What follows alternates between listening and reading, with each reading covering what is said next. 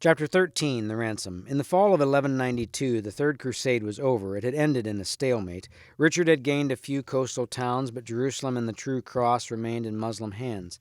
The great Muslim leader, Sultan Saladin, however, showed a tolerance unknown to the Christian knights of the West, leaving Jerusalem open to both Muslim and Christian pilgrims.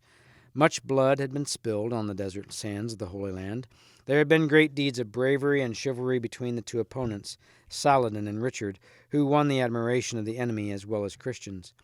But it was high time that Richard, who had been getting urgent letters from his mother, returned to see to the safety of his lands. Through November and December, crusaders trickled home. Eleanor heard that Berengaria and Joanna, sent in a separate ship, had landed in Italy, but there was no news of her beloved son. Christmas came and went, but still no word. Eleanor was in despair. Then, shortly after New Year's, 1193, the Queen learned the dreadful news. Richard was a prisoner in Germany. He had been shipwrecked near northern Italy, and while passing through Germany, had been captured and imprisoned. Eleanor, of course, was outraged, but John and Philip, hoping that Richard was as good as dead, immediately plotted to invade England. Once again, Eleanor's prompt action foiled them. She ordered all castles to strengthen their garrisons and closed all channel ports against invasion. She instructed all Englishmen, including peasants, to arm themselves with any weapons available, even pitchforks, in self-defense. Having checked foul play for a second time, Eleanor dispatched messengers to Germany to find out where Richard was imprisoned. She sent messages to leaders of the Christian world to come to her son's aid. She, who had so recently been a prisoner, could not bear to think of Richard languishing in some remote German stronghold. In her anguish, she even wrote to the Pope, scolding him for doing nothing to help her son, the great hero of the holy war against the infidels. "The kings and princes of the earth have conspired against my son, the anointed of the Lord. One keeps him in chains while another ravages his lands. Justice, the fear of God, faith and honor have dispersed. Arise, Signor, why do you sleep?" She signed herself with the boldness and indignation that only a distraught mother would dare use. "Eleanor, by the wrath of God, Queen of England." Finally, the Germans agreed to release their distinguished prisoner on the payment of a huge ransom, 150,000 silver marks, some 35 tons of silver, and the delivery of 200 hostages. Richard sent his sister Marie a poem composed in a prison, lamenting that his friends did nothing to help him. No prisoner can tell his honest thought unless he speaks as one who suffers wrong, but for his comfort he may make a song. My friends are many, but their gifts are naught. Shame will be theirs if, for my ransom, here I lie another year. Eleanor received a personal note from her son to his much-loved mother, asking that she take charge of raising the ransom. She was the only one he trusted. How, she wondered, could she ever raise such a sum from lands that had already been bled dry for the crusade? Whom could she persuade to go as hostages to Germany? This did not stop her, and she went to work to raise the greatest ransom ever demanded. Though it was the duty of every loyal vassal to contribute to a king's ransom, she knew she could not raise enough that way. She saw that everyone in every institution was taxed. Churches and monasteries gave up their gold and silver treasures, even altar crosses. One monastery, lacking gold and silver valuables, gave its year's supply of wool. As the ransom trickled in, far too slowly it seemed to the impatient queen, Eleanor placed her seal upon it and stowed it in the crypt of St. Paul's Cathedral for safekeeping. At the end of a year, Eleanor was ready and set off across the wintry channel with the heavy chests of ransom silver, accompanied by a group of English nobles. They made their way by road and by river to the valley of the Rhine. Eleanor could hardly wait to see and free her son, but when she reached the city of Mainz, she was stunned by rumors that the German emperor might change his mind, that he was hesitating about releasing his royal prisoner after all. He had received a message from Philip and John, those evil plotters, that they would match the ransom if the Germans would keep Richard another year. After all Eleanor's ceaseless work, month after month, this was too much. Even the Germans were indignant at the emperor's behavior. He had given his oath to release Richard upon payment of the ransom, and here it was within his grasp. Was he going to break his oath and stoop to taking a bribe? An assembly was called to discuss the matter, and Richard was allowed to speak in his own defense. The courtly manners taught him long ago by his mother were useful to him now. He answered all charges against him, many fabricated by King Philip, with such eloquence, such grace and feeling, that he gained the sympathy of the entire gathering. Many were moved to tears. Even the emperor was moved to change his mind again. He offered to release Richard immediately on condition that the English pay homage to him for all his lands. King Richard bristled at this blow to his pride. Why should he, the great crusader king of England, pay homage to a German emperor? But Eleanor, whose one concern was to free her son, and fearing that he might display the terrible family temper and undo everything, took Richard aside. She quietly persuaded him that once back in England the vassal's oath to such a distant ruler would not mean much. So Richard knelt in homage to the emperor and gained his freedom. Worn out but happy, the old queen fell weeping into her son's arms, and everyone else wept at the sight of their embrace. Upon hearing that Richard was free, Philip dispatched a message to John, warning that the devil is unchained. Whatever new conspiracy they had been hatching subsided for the moment.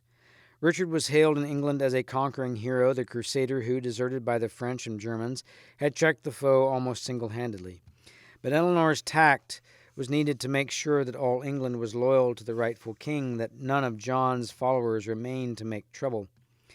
After giving thanks for the king's deliverance at the shrine of St. Thomas at Canterbury and St. Paul's Cathedral, she and Richard went north to Nottingham, the seat of John's rebellion. Having made sure of Nottingham's loyalty, they spent a night at Clipston Castle near Sherwood Forest, the vast royal hunting preserve. According to later ballads, Richard was eager to meet the famous outlaw Robin Hood, who robbed the rich and gave to the poor. Disguised as an abbot, Richard rode into the forest and was halted by Robin Hood. When Richard discovered that Robin Hood was a loyal vassal to the king, he threw off his disguise and joined the outlaw and his merry men in a great feast under the greenwood tree. Whether the tale is true or not, Eleanor's recently relaxed forest rules might well have enabled outlaws to hide out in the depths of Sherwood's dense forest. After this trip, Eleanor staged a second coronation for her son to restore his royal dignity and wipe out his humiliating oath of allegiance to the emperor. On a dais set up in the transept of the church, Eleanor shared the glory of this occasion equally with her son.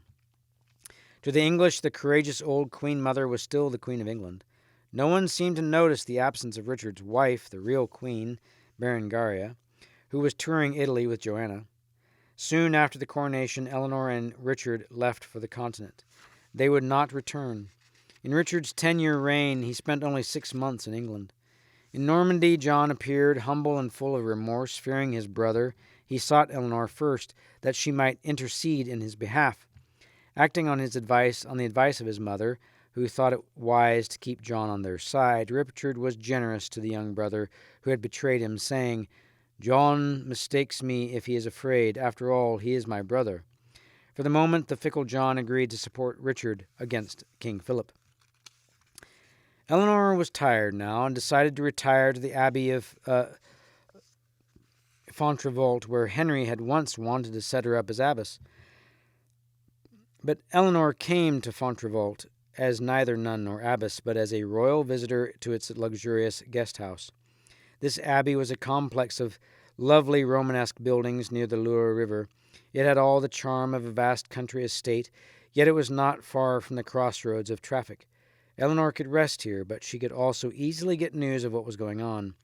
The news was not good, and Eleanor did not rest easily. Fighting between Richard and Philip began in earnest. Interspersed with truces, the war dragged on for 5 years. Both kings were using hired mercenaries. Eleanor worried that if Philip had more of them, Richard's superior courage and skill might not count. She remembered how Henry had shocked Aquitaine by his use of mercenaries, hated for their ferocity and lack of chivalry. But things were changing. There was that new lethal crossbow that Richard swore by.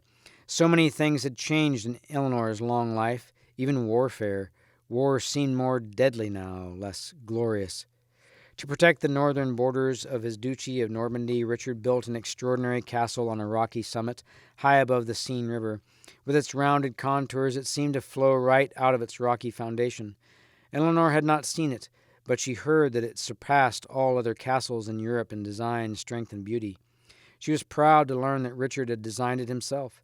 with its round towers instead of square ones. It was a new step in castle architecture.